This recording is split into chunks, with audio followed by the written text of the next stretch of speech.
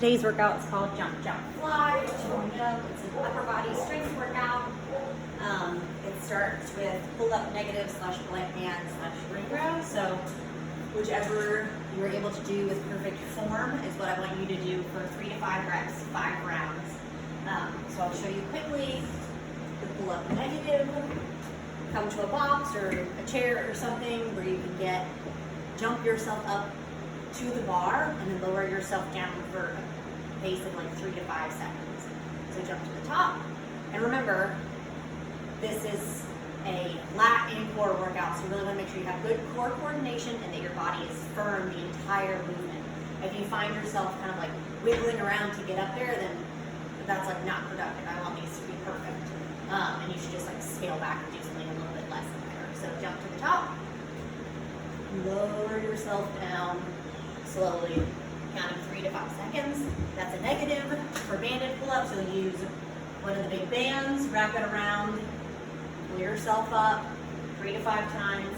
And then ring rows, you'll have the rings on the tethers, plank position, up on your heels, and rowing up. You can also do the row from the bar. I have like a whole video on Instagram of all the different ways to do it.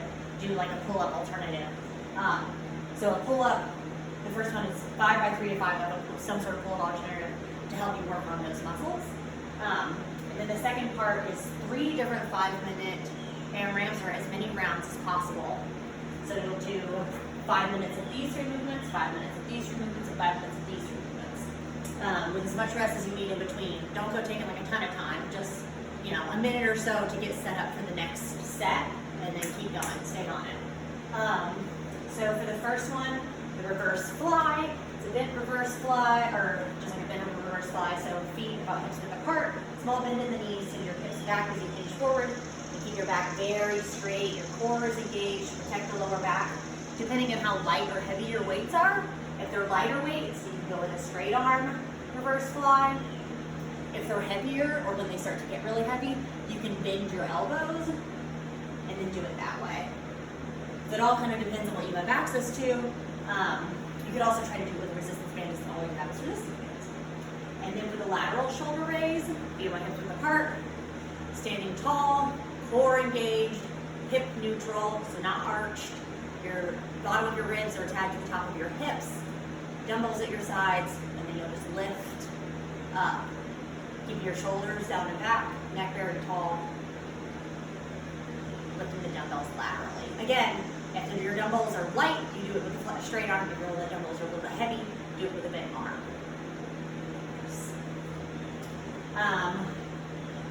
And then your cardio of choice. I have the cardio choices written here. One of them would be a single arm kettlebell swing. So imagine this is a kettlebell. You could do it with a dumbbell as well. You can kind of like have this arm out for balance, slight bend in the knees, feet a little wider than hip width apart. The dumbbell goes between your legs, very close to your groin, and then you use the force from your hips straightening out to help you use that momentum to get it up in front of you to eye level. So real speed, this is what it should look like. Your core is contracted the whole time, and you're very stiff with this movement to protect your lower back. If you find that you're starting to like hunch or just like do something weird, stop doing it, go to a lower weight, or just do a different alternative. So when you're doing a single arm kettlebell swing, you can either switch in the middle, midair, if you're not very coordinated or you're worried about dropping it, don't do this. The other option would be to just do 6 reps on one hand and then switch and do the other 6 reps. The other option would be a regular kettlebell swings where you use a heavier weight and you're using both hands to do it. The other one is a dumbbell snatch. So for a snatch, hold the dumbbell in one hand, tap the head down as you're in a squat position, stand up quickly. I'm doing it in slow motion. So you stand up quickly and you use the force of your body coming up and your hips dragging through again to help you get the weight up higher and then drop down as you catch it. So that is the snatch. A little bit more advanced, kind of harder to work on perfect body control as you do things like that.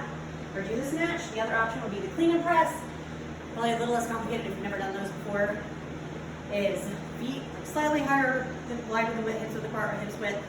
You're squatting down and tapping the dumbbells on the ground, and then using your body momentum again, driving those hips through to get the dumbbells up and then up overhead. So tap, up your shoulders, up overhead.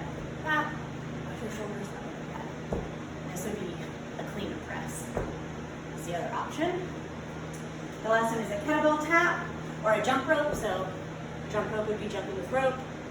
Kettlebell tap would be using a dumbbell or a kettlebell and tapping, like kind of doing little jumps as you tap your feet to the top.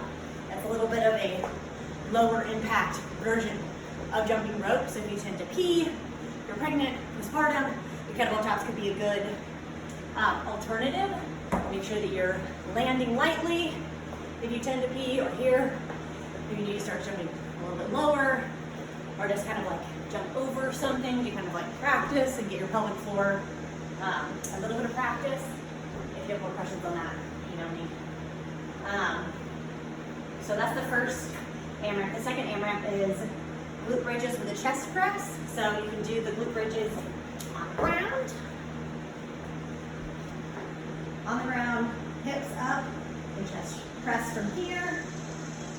Or you can do it on a ball, which makes it more difficult, makes your body work a little harder for the stability, which is just good all around. And it's more of a core workout as well. So it gets your metabolic expenditure higher, you're burning more calories, working more parts of your body. It's all a good thing. But this can also be difficult for people, so if this is too difficult, then just go to the floor, or if you're pregnant or postpartum, go to the floor. So up on the ball, glute engaged, core is engaged, perfect tabletop position, and then from here, doing your chest press. And then the other part is the skull crusher, so you can stay here, drop one dumbbell, and do your skull crusher from here as well, making the skull crusher more difficult. The other option, if you're pregnant or postpartum, would be to do the skull crusher from the floor. Or if you just don't like doing it on the ball, if you're not pregnant or postpartum, whatever it is, you can do a standing tricep extension. Is the other way to do it. Making sure core is very engaged, your ribs are tight to the top of your hips. There's no rib flare every time you do it. You're staying tight like a column.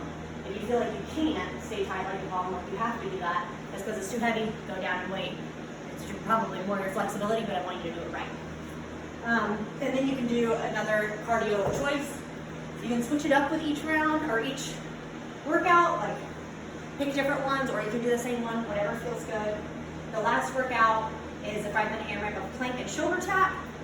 So plank position, tap each shoulder 12 times. Scale to be on your knees. Or if you're pregnant or postpartum, you can do this on a wall. So essentially backing your feet up, getting yourself still into that plank position, and then doing the shoulder taps from here. Be much lighter, but still similar stimulus on your body. And then the hammer curl, so regular bicep curl, dumbbells are horizontal. For a hammer curl, they're vertical. And they work a slightly different muscle in your bicep than the regular curl. And then again, you have your cardio of choice. So those are the workouts for the warm-up. You can start with a quick 200-meter jog or bike for a minute and a half approximately. And then do some Spider-Mans, which is stepping a long lunge forward, opposite hand to the ground, and then twist open. And then you'll take another step with the opposite leg, twist open. Do 6 or so of those. Some pass-throughs, so if you can have a PVC pipe or a broomstick, just like a long stick. Do pass-throughs, about 10 of them. This should feel like always feels really good. Stretching out your chest, stretching out your lats, getting your whole shoulder system ready for this upper body workout. And then for a little bit of warm up the core. We'll do 30-second plank on the ball, elbows on the ball. Safer than your hands can get a little more stretchy. But the ball just helps give you some, you can see how I'm shaking more than I would be on the floor, a little extra challenge The other option would just be to do it on the floor. And then you can keep the ball and do the glute bridge and core rotation to kind of warm up this whole stance because we're going to use it in workout as well. Exhale, glutes engaged, and really using your core to rotate to each side safely and slowly. Close the part enough. There we go. And also add a dumbbell to your hands if you want to make it more challenging. If you don't have a stability ball, or if you're pregnant or postpartum, you can do dead bugs or marches on the ground to kind of warm up that core musculature, and then do some glute bridges as well to just warm up the glutes and the legs. And then from there, if you're doing the pull-up work, you can do some of the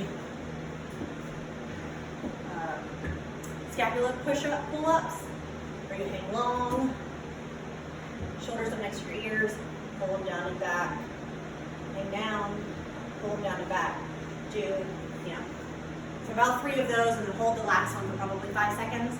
If you don't have a pull-up and you're like not planning on doing pull-ups, you're planning on doing pull-up alternative because of a variety of reasons, you can also do this, something similar on the floor with a push-up where your back, your shoulder blades are protracted and your back is kind of rounded at the top, and then you'll lower yourself down and retract your shoulder blades together, holding, pushing them back up, protracted, retracted, and you're like pinching your sports bra together between them, essentially.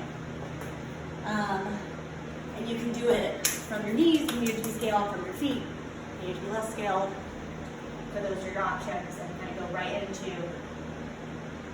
doing the workout. I think that's it.